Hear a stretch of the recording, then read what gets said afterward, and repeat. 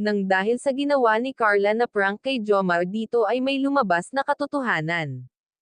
Bago ko ipagpatuloy ang maiksing reaction video na ito, hiling ko lang na patapusin ang panonood nito para malaman ang nilalaman nito, at kung bago ka pa lang sa munting channel na ito, paki-subscribe para lagi kang updated sa video ng mga kalingap.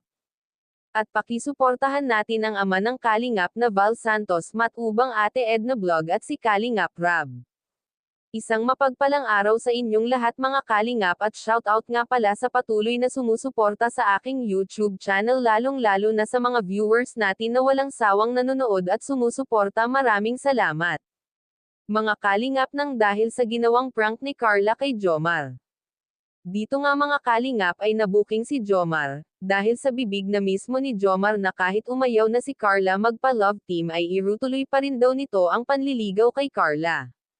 Ibig sabihin mga kalingap ay totoo na nanliligaw na itong si Jomar kay Carla. Hindi for the vlog lamang kundi ay nanliligaw na talaga ito ng totohanan kay Carla. Marami kasi ang nagkokomento na sa vlog lang nanliligaw si Jomar kay Carla, pag off-cam naman daw ay hindi na ito nanliligaw. Mga kalingap, dito sa prank na ito ay maraming nakatuklas na totoong nanliligaw na si Jomar.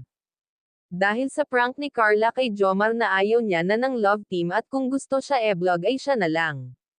Dito ay wala talagang alam si Jomar na pinaprank lang ito ni Carla, kaya ang tanging nasabi na lang ni Jomar ay kung ayaw mo na ng love team basta tuloy pa rin ang panliligaw ko sayo. Dito nga ay maraming nagulat sa sinabi ni Jomar, at syempre marami din ang kinilig dahil alam na nila na seryoso na si Jomar kay Carla. Hanggang dito na lang ang update ko mga kalingap, maraming salamat at God bless sa inyong lahat.